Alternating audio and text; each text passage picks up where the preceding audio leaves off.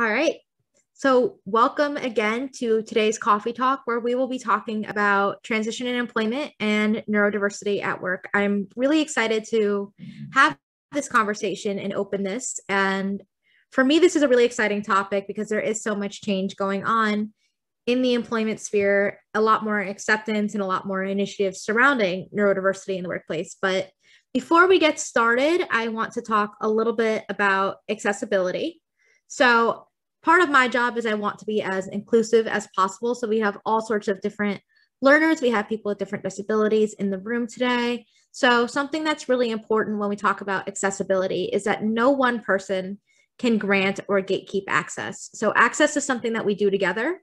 That if there's something that I can do to make this space more accessible for you, please let me know. Or if there's something that you feel the need to do to make this more accessible for you, just go for it. So if you need to take a break, you feel overwhelmed, you want to sit down, you need to stim, or you just feel that this is kind of overwhelming because there's a lot of information, I am not going to judge you. And something really great is today we have captions, we have copies of the slides if you want them. They should have alt text on images and be screen reader accessible as well. I do my best to make sure that people of all abilities are able to enjoy our content and what I'm doing. And it just is something that I keep at the forefront, especially as we talk about disability related content. So let's get the show on the road.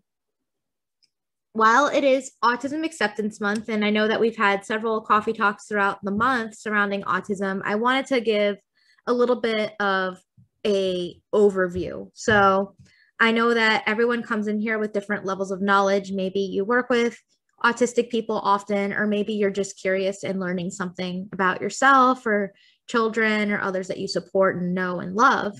So to help give us a quick explanation, what I wanted to do is I found and put together this really cool definition of what autism is, and by combining what's in the DSM along with what comes from places like the Autistic Self-Advocacy Network. And what everybody primarily says is that autism is a complex neurological condition and developmental disability characterized by a spectrum of differences in social communication and interaction.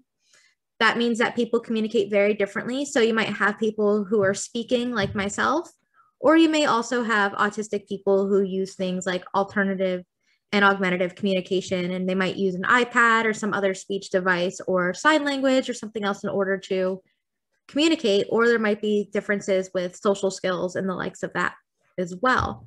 We also see heightened sensory processing and experiences, meaning that certain things that we experience with our senses can just be very overwhelming and very much amplified for autistic people. For me, that looks like sound is very, very loud.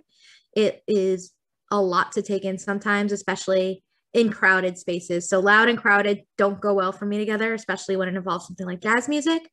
We see intense passions or interests. So the nice thing is I get to talk about autism a lot, and I get to talk about workplace a lot. You will probably notice in the course of our coffee talk today that I am very passionate about these issues. And we also see repetitive behaviors, or what is also known as stimming. So you might notice throughout that I'm fidgeting with my hands. Even if my hands are off camera, my hands are always moving, that they're fidgeting. There's always something going on. There's always something that is keeping me grounded, keeping me able to focus or something like that, while people will do these self-stimulatory behaviors for all sorts of different reasons, whether it's to calm anxiety, because they are anxious, because they need to focus, or someone might just interpret it as distracting when really it is the thing that is keeping them from being distracted. So this combination of traits is fairly common. So the CDC estimates that 1 in 54 children are autistic, that as time goes on, there seems to be a closing of gaps between gender, race, and socioeconomic differences as well. So it's not just white boys who are autistic, as we sometimes see in the media. And autistic adults are about 2.2% of the population, or about 5.4 million Americans. That's a lot of people. So chances are you know an autistic person. And if you don't, you know one now. Nice to meet you. And I wanted to also, since we're talking about neurodiversity in the workplace, give you a quick definition of what neurodiversity is. So neurodiversity is not a synonym for autism. Some people think it is, but it is not. So we're going to clear that up today really quickly. So neurodiversity is a concept where neurological differences are to be recognized and respected as any other human variation. And differences that fall under neurodiversity include autism, ADHD, dyslexia and other learning disabilities, Tourette syndrome, intellectual disabilities, and also mental health disabilities, depending on how a person identifies. So for those of us whose brains work in the standard ways and expectations, you are considered neurotypical. For those who have these types of differences that I mentioned earlier, these folks, including myself, are neurodivergent. So you see those words pop up time and time again.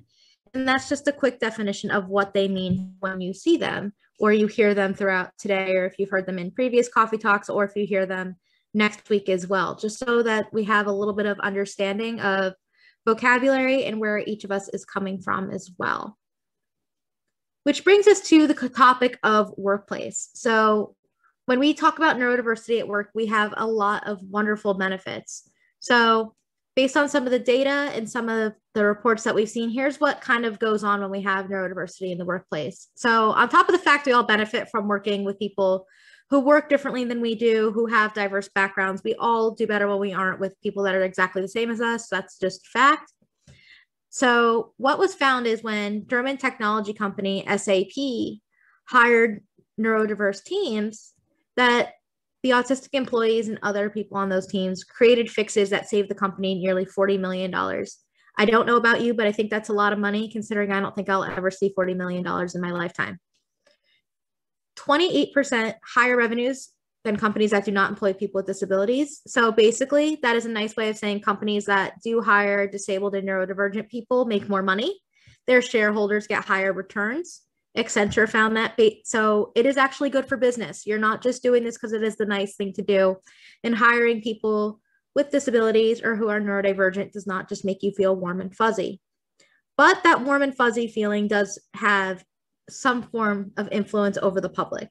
So people will feel good about your company or business knowing that you're employing people who are neurodivergent, who do have disabilities. So I know even before I started really looking into this and before I started understanding my place in the workforce as a neurodivergent person, when I first moved to Miami for law school, I went to the same grocery store. So I've been here for 6 years.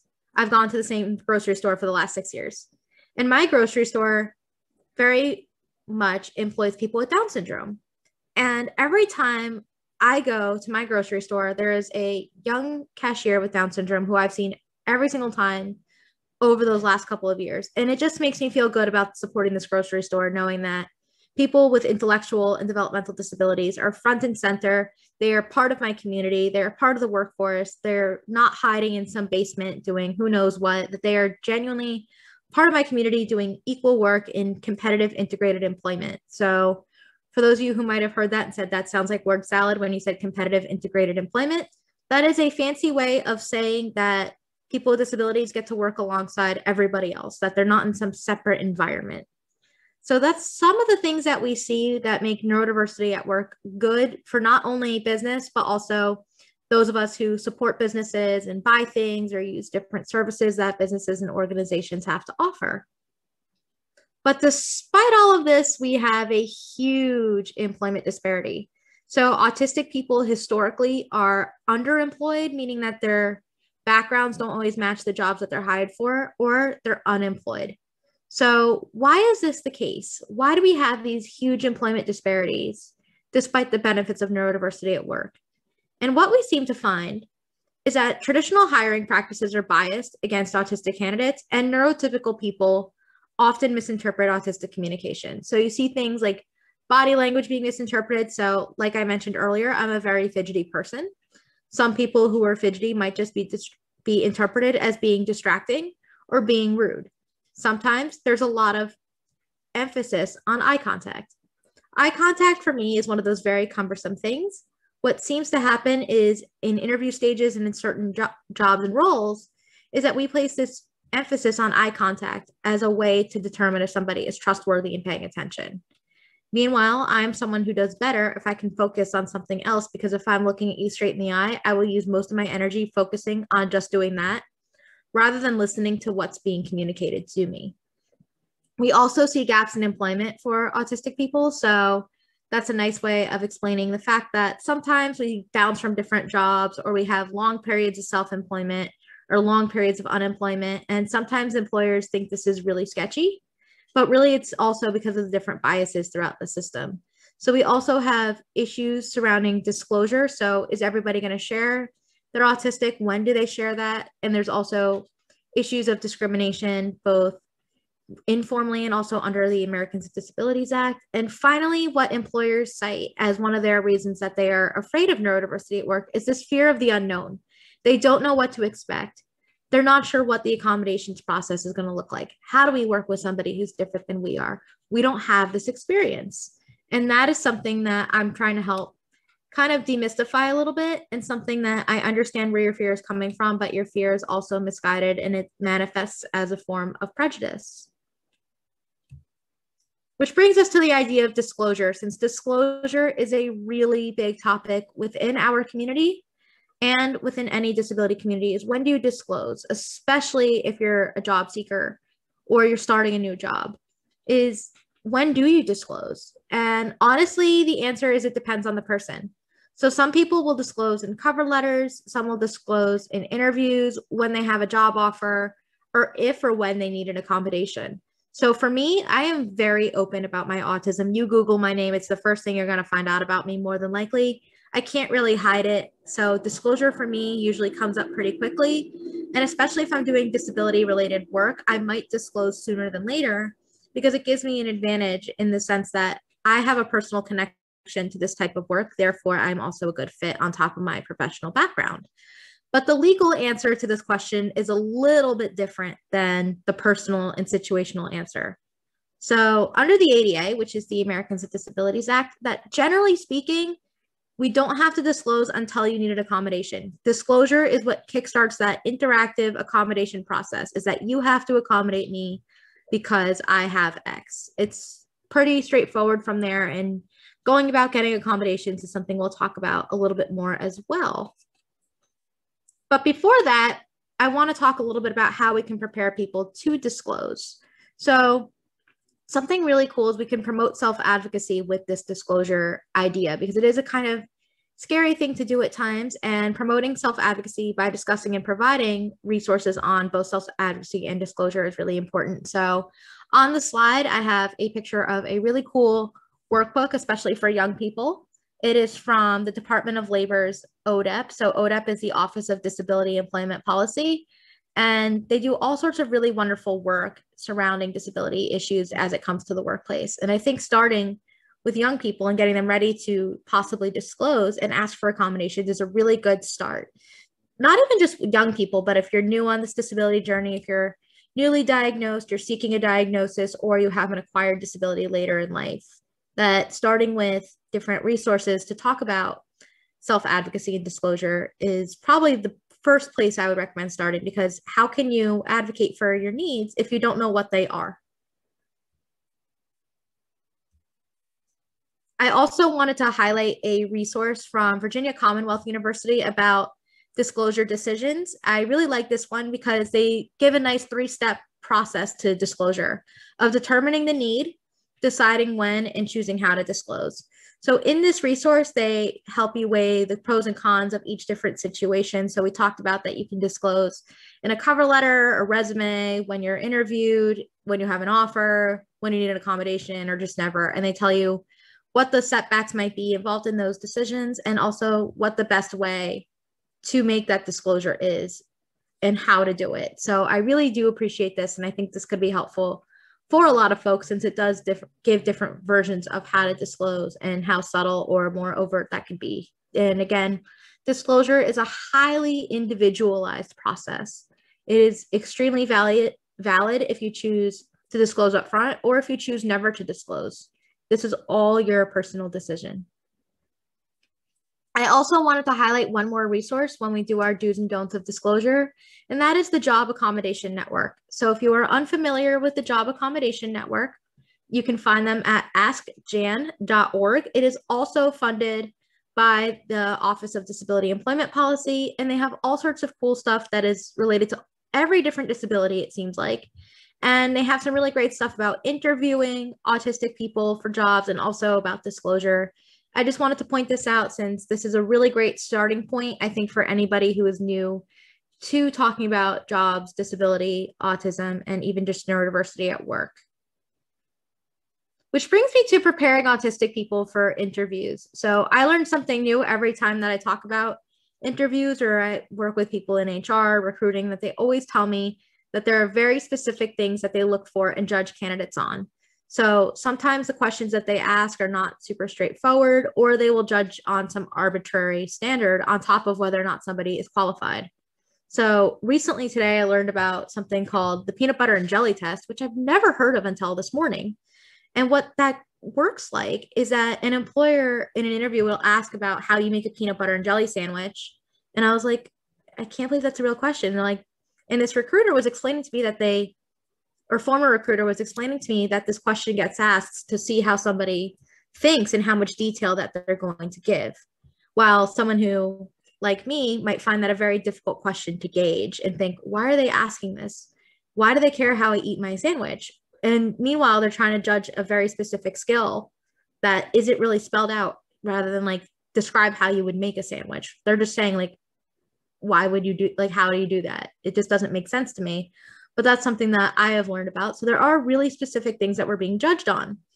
And also, we are being judged on our behavior during these interviews too. So autistic behavior can be misinterpreted as being liars or untrustworthy or distracting. So when we're looking the other way, or we're clicking a pen, or we're clicking our nails like this, or whatever it might be, we might just be seen as we're not paying attention, we're not confident, we're anxious, we're lying, when really we're just trying to get through what is a pretty stressful situation. I think interviews can be stressful for anyone, but when the deck seems stacked against you and you are trying to adapt into a neurotypical facing world, it could be incredibly frustrating and anxiety inducing. Which also brings me to this idea of questions. So open-ended questions are very difficult to gauge. I take them very literally. I know not to at this point, but every interview I've ever been in asks me to tell me about myself. And tell me about yourself is the most open-ended question that I think I could imagine. And every time this gets asked, I think, what do they want me to tell them? It is not the same as tell me about your work history. I see them as very distinct questions. I know that they're asking for a little bit about my professional background, but if someone normally asked me to tell me about myself, I might tell them about that I'm Haley, that I'm in my 20s, that I live in Miami, that I'm really interested in neurodiversity, but I also really enjoy playing video games and dancing around my bedroom to Taylor Swift, which is probably not what an employer wants to know about me. So I realized that when we have these open-ended questions, it can be incredibly difficult to read and understand what someone is looking for as well, which is why I also am a huge fan of skills-based interviews versus question-based. So skills-based interviews make it so we can actually try to understand and highlight somebody's strengths and see what they're capable of and if they can do the job, versus asking a bunch of questions, attempting to get to know someone or hoping that this process will be helpful. And oftentimes for autistic people, it's incredibly difficult and not always the easiest to get past. Our friends at the Job Accommodation Network have a couple ideas for accommodations to make these interview settings a little bit less stressful. So Jan recommends that you can request fewer interviewers. This is really nice if you get overwhelmed by a panel, or there's just too many people in the room, you don't know who to focus on, or it just feels like you're getting bombarded, whatever it may be, that makes it easier for you in terms of cognition and understanding and having a level playing field so that the opportunity is fair. You can request that a first interview is over the phone or over Zoom or whatever it may be for accessibility purposes. Something that both Jan and the folks at the Stanford Neurodiversity Project recommend is that you can request a copy of interview questions to be provided in advance. One caveat to this, they might not give it to you if one of the essential parts of the job is thinking on your feet. But Stanford also recommends, on top of receiving a copy of the questions in advance, that you have questions to give the employer in advance, so both sides aren't caught off guard and everybody feels prepared and knows exactly what's coming. So this might help people who have cognitive delays or might need to take an extra couple minutes or pause to be able to understand what's expected of them and to be able to process everything in a reasonable amount of time and fairly and not feel as anxious. Something else Jan brought up is that you could request an interview occur at a specific time of day. I thought that was a really interesting accommodation request. I don't know if it would have benefited me, but it does help people who might not be morning people or who may otherwise be not struggling with different things or different times, or even if it's about getting reliable transportation. So lots of different things to think about. That there are so many ways we can make the job hunting process and interview process more inclusive to autistic people. I also mentioned earlier that I am openly autistic, and we talked about this with disclosure too. And I wanted to point out what that means, because every time I talk about myself in this context, people go, Haley, that's great, but what does openly autistic mean? So to me, it means not being able to hide or mask my autism. It is the freedom to be exactly who I am. And I say this because I realize it takes a lot of privilege and a lot of courage and just a lot in general to be open. So not everyone you meet is going to be open. Maybe they don't have the pride or disability pride. Maybe it's a harm reduction strategy. So a lot of folks, especially people who are marginalized by race and gender, will mask autism as a matter of safety. So it could be that you're not seen as vulnerable to avoid violence or police brutality or any other situation. And it's really important to acknowledge the validity and necessity of those experiences as well. So I masked for a very long time, mostly because I didn't want to get bullied or feel socially excluded, and I didn't want to be taken advantage of in a lot of situations. But I do realize that this is a lot of freedom to be myself. And I also realize that people will treat me differently because of it. So lots to think about. And whether or not somebody is openly autistic, they selectively disclose, or they never disclose, that doesn't mean that their experiences are any less valid or any less autistic. So I'm not more autistic than someone else because I'm open and I have pride. It just means this is a choice that I've made, and I deal with both the benefits and consequences that come along with it. Which brings us to talking a little bit about accessibility and accommodations. So employers don't usually want to grant accommodations because they have a lot of misconceptions. They think they would cause what the law refers to as undue hardship. Undue hardship is a legalese way of saying that they are very expensive or impossible to implement, or very difficult to implement for that matter. But meanwhile, accommodations usually have a one-time cost of $500 or less, and most of the time they are free. So people often ask what accommodations look like for autistic people. So it might be getting to work from home. It might be like the graphic on the slide where you have some girl just vibing, listening to music, versus one of her colleagues who is just sitting there vibing in silence, it looks like, or with a little sunshine around him. I'm not really sure. But I like this because I am someone who did ask to be able to wear headphones in the office because we had really bright lighting and people would always be chatting a lot. And I would always get distracted by it. So my former supervisor was fine if I wore headphones as long as I was able to hear the phone ring if they needed something or had a question, or if a client called. I thought that was completely fair, and that's something that we worked on together. And something else I'm asked is how to go about getting accommodations. This is highly individualized to your workplace. So perhaps you have an HR department that handles this directly. You work for a small business that it's the owner or the supervisor who's in charge of this, or it's something that is done externally or that you have to do yourself. If you're a business owner, an independent contractor, you might have very different expectations and processes to go through. So please keep that in mind, that a lot of this could be workplace specific, and employers with fewer than 15 employees might not have to be required the same way that those larger corporations might under the Americans with Disabilities Act. So the ADA covers employers with 15 or more. State laws might be a little bit more restrictive, but it really depends on where you're at. Most people do accommodations, especially when they realize that it is very low burden for them and they get a lot of benefit from having neurodiversity in the workplace and even just having the benefits of disability inclusion. Since we're talking about how to get accommodations, I feel like we can't have this discussion without discussing self-advocacy whatsoever. So something that often falls on disabled and autistic people, especially, and also other neurodivergent people, is being able to stick up for ourselves, to be able to ask for what we need, to be able to get these accommodations in the first place, because other people can't do it for us. And to get us started, I wanted to describe what self-advocacy is, because to some of us, this might be a little bit new or something we've heard about, but don't really have much of a definition for. So self-advocacy is both a set of skills and a movement. And self-advocacy skills empower people with disabilities to make choices that affect their daily lives to allow for greater independence. So independence is something that each of us wants, this idea of self-determination. No one is truly independent, so we all depend on each other for something, but allowing us to be able to make decisions is really powerful stuff. So self-advocacy as a personal and political philosophy is a movement primarily of and by people with disabilities who are making their own decisions, speaking for themselves and for others with disabilities, and taking control over their lives. I really appreciate this quote. And I think that what makes it really interesting is that self-advocacy is indeed a movement, and taking control over our lives and speaking for others and ourselves is something that or speaking with others as well, because I think it's more of a with than a for. So being able to do this kinds of advocacy work, whether it's for ourselves or alongside others, is, again, a very powerful thing that we're able to do together. So a lot of us here today are probably not self-advocates, that you might be new to this, or you might be an ally. So you might be a parent, you might be a professional, you might be a teacher, you might be an employer, and you have the ability to encourage self-advocacy in all respective settings.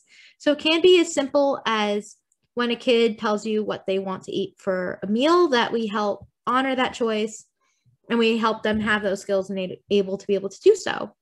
And in a lot of other situations, it can be someone saying they don't feel comfortable, and that we respect that boundaries, that they don't feel comfortable with something, instead of just pushing them to go through it. Is that knowing that someone's discomfort could just be that they hit that breaking point before they tell you. At work, it could be that we're learning someone else's needs. And when someone says they need to take a break, we believe it, that we give them that space to take a walk, to take a breath, to get a snack or a drink or whatever it might be. So the first time I had that not be honored was actually not in an employment situation, but was at an exercise class. I was about to pass out. I felt like I was just pushing myself a little too hard because the coach was encouraging me to do so. And I said I needed to take a break, and he told me to keep going and not to take a break, and that I couldn't take a break. And I ended up passing out because of dehydration. So please listen to people, especially when they need a break for whatever the reason. It could also be a safety measure. I want to throw that in because safety and personal safety is always first and foremost, especially when we talk about advocacy and self-advocacy. So school situations are also proof that self-advocacy starts at young ages. It's for all ages and stages. So if a neurodivergent or disabled student is young enough to partake, not young enough, but old enough to understand and partake in their 504 or an IEP meeting, please allow them to do so. That educational plan is created for their benefit, and so that they can be a part of their own education, so they have goals, things like that. And also we could do this for all students as well. So all students have a say in advocating for themselves. A few years ago, there was a really cool hashtag that went around on social media called "I wish my teacher knew." And what happened with this hashtag is there was an elementary school teacher who handed out note cards on the very first day of classes and asked her students to fill in the blanks of this statement. And the answers that this teacher received were absolutely mind-blowing, vulnerable, and the types of advocacy that we might not have expected from young people. So the students were writing things like, I take care of multiple family members, and sometimes it means that I can't always finish my homework. Or I only have a couple of pencils because our family doesn't have money. Or I really like Power Rangers. And they'd say that because it was something that would help them learn or to focus, or possibly something that would be important to that student. And this conversation just showed that advocacy comes in many different flavors, sizes, types of communication, and allowed these teachers who ask these questions to be able to best help their students and to be able to help them make choices and to be able to get what they needed as well. So self-advocacy is actually something we see when it comes to disclosure and also requesting accommodation. So this kind of circles a little bit back to where we were earlier. And accommodations are an interactive process, and good self-advocacy skills will frame accommodations as a way that empowers both employers and employees. So a great way to do this, even if you don't feel comfortable disclosing, is filling in the blanks of I work best when.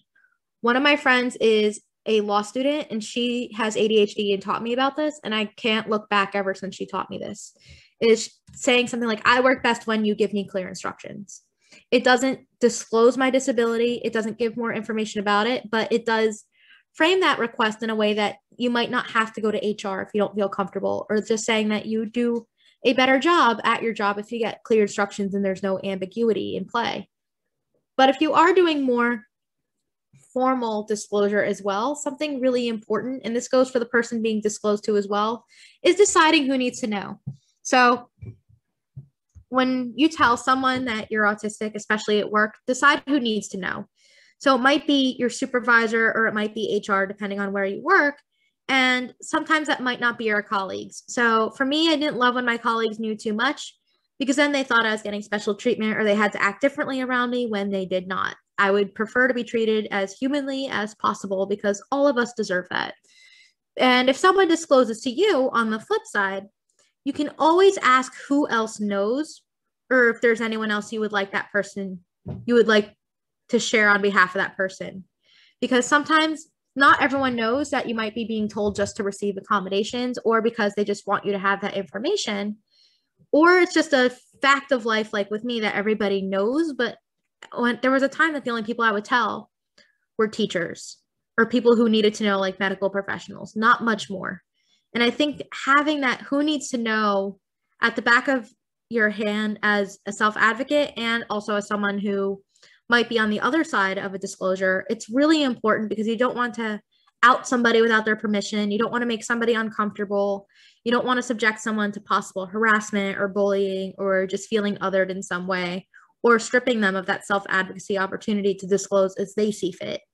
And of course, there's the pros and cons of disclosure that we talked about a little bit earlier too. And something else really cool is that you have the ability to advocate for accommodation solutions and workplace policies. So the very first place that I was a legal intern at had a policy in its handbook that we weren't allowed to wear fragrances. So there was a fragrance-free policy. And I thought this was very baffling on my very first day. And it turns out that that policy was actually advocated for by a previous intern, I believe, who had a disability. She was someone who I believe had some form of allergies. And it turns out that that policy was put into place not because of allergies, but also for other sensory needs as well. So some people might have sensory aversions, allergies, might get headaches or something if they smell too strong of cologne or perfume. And I thought it was really cool to see how that little shift in advocacy made a difference for the entire workplace. It did, however, make it a little difficult when you knew that somebody might not have been wearing antiperspirant or deodorant and you just smelled straight body odor every once in a while. But other than that, I thought this was a really cool thing that we were able to see policies that were implemented because of disability advocacy. I want to end on something really cool. I want to talk about the future of neurodiversity at work. Now that we know how to be good self-advocates, we know how to disclose, we know a little bit about getting accommodations, and we know why neurodiversity at work matters in the first place. So hopefully we could put this all together in one nice little package going forward. Is what does that future look like? So to me, that future looks like we have neurodiverse leadership. So we have both neurodivergent and neurotypical people at the top. We have more collaboration between companies and organizations and individuals. We have inclusive cultures. And of course, we're aligning people to their strengths all across the spectrum. So not just stereotyping, and actually letting people succeed and be happy. So when I talk about neurodiverse leadership, what I want you to know is that a lot of autistic people want long-term careers. We don't just want a job. I go through this a lot, is people think just because they're hiring autistic people that the job is done. They did the good thing. They got the checkbox knocked off. They're combating the unemployment and underemployment. They did the tokenizing thing or the right thing or the feel good thing, and they're done. That's just the beginning. We want to be somewhere long-term. We want to grow. So please give those opportunities for mentorship, for growth, for professional development, for possible promotions, and making sure there's no pay disparities and the like. That there's so much work to be done in this area. And that's something that makes me both nervous and excited at the same time, is we have so much space to keep learning and to keep growing. Something else that we should be doing is making sure that as we have younger neurodivergent folks like myself coming in, is that eventually in due time that we have the opportunities to be leaders, that we're part of executive teams. And just imagine, what if those people, along with their neurotypical colleagues, are part of the hiring initiatives and teams and interviewers? How much different do you think that process would look? Do you think it would be more equitable? Do you think it would be fairer? Do you think that more neurodivergent people would be coming in. And I think that's something really powerful to think about, is how having a neurodiverse leadership team can really revolutionize the future of work. And we just haven't gotten there yet. I want to talk a little bit about a culture of acceptance and inclusion. I think this is something that everyone can implement in some way, shape, or form. So acceptance and inclusion really starts from the top down with openness and vulnerability. So oftentimes we expect these new hires, these junior level people, to be the ones who are open about autism, disability, LGBTQ identity, racial identity, et cetera. We expect it to always be the new kid on the block and the person who is the most marginalized to be doing this heavy lift at all times.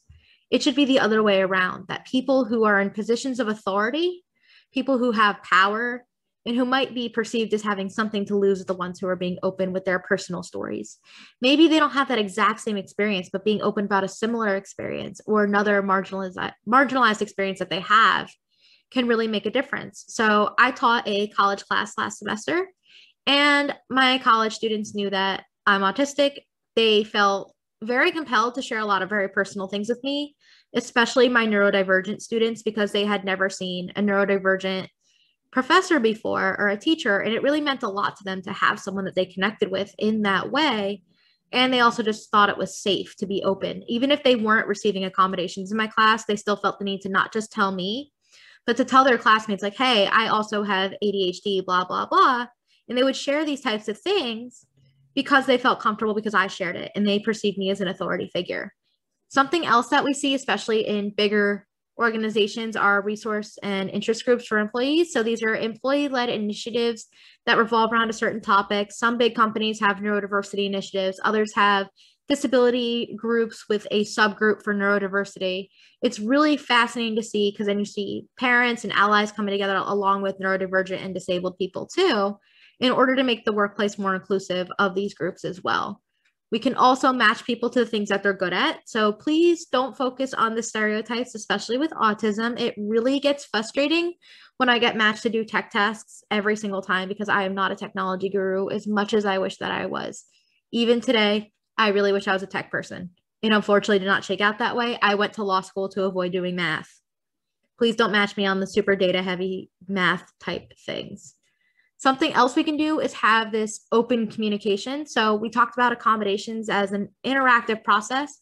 It's okay to communicate openly, directly, and learn from each other. So we're constantly communicating and that we're able to learn from one another, because miscommunication affects all of us. We can also make sure that all trainings and webinars and things that we do to learn a little bit more is less on teaching the autistic people in our lives to act more neurotypical and to assimilate to our culture, and do more of a organization-wide type initiative that teaches everyone about autism, autistic people, and how to interact with them. And of course, having that led by autistic people is the best move that you can have. If you don't have autistic people where you work, please hire somebody who is autistic, who is an expert that can help lead this conversation. It goes a lot further. It's very powerful.